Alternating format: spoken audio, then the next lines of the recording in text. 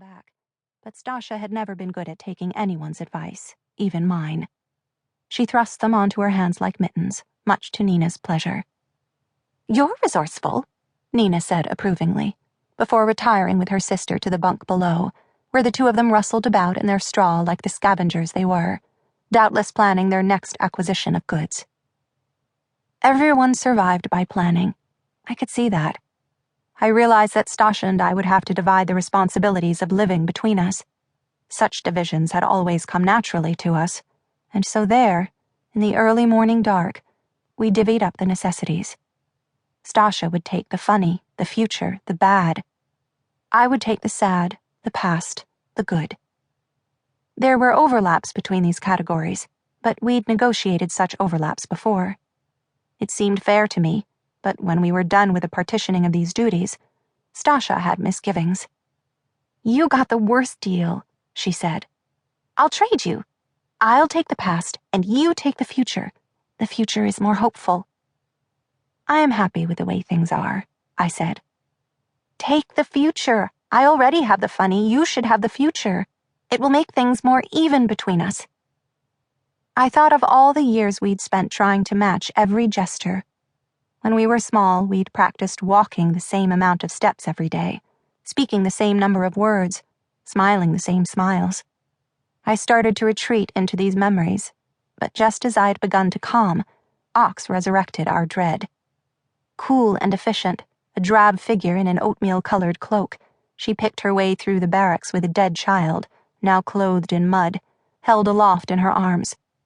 Wordlessly, she carried the girl over to our bunk and laid her back beside me, placing the cold hands over the concave chest and crossing the legs at their ankles.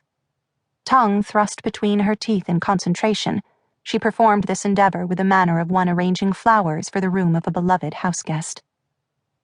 "Who did this?" Ox demanded after she'd completed her work, and the girl stared sightlessly up at the rafters. No one would answer, but Ox didn't much care for answers, preferring any opportunity for intimidation. "I recommend that you children find a better way to amuse yourselves than by dumping bodies by the latrines.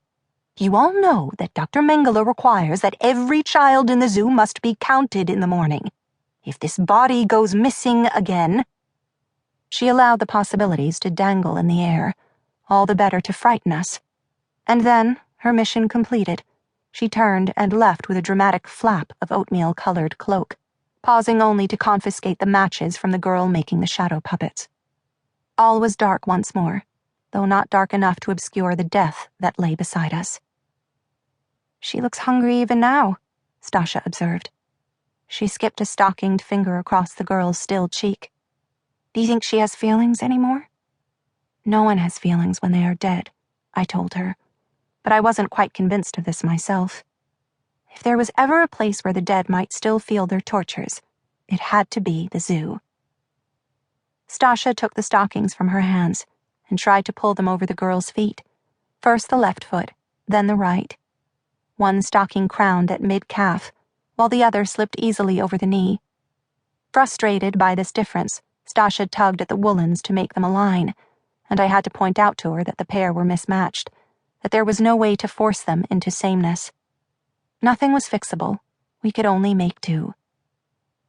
"Please," I whispered to Stasha as her efforts inspired a new hole in one of the stockings. "Let me have the past, and I'll take the present too. I just don't want the future." That was how the role of keeper of time and memory came to be mine. From then on, the acknowledgement of days was my responsibility alone. September 3rd, 1944. In our former life, I was used to doing the talking for us. I had been the outgoing one, the one with proven methods of getting us out of trouble, the one who negotiated exchanges with peers and authority figures alike. This role suited me. I was everyone's friend and a fair representative for us both. We soon found out that Stasha was better fit for socializing in our new world. A fearlessness had entered her. She set her teeth with severity when she smiled, and she walked with a girlish approximation of a swagger, like a movie cowboy or a comic book hero. On our first morning, her chatter was endless.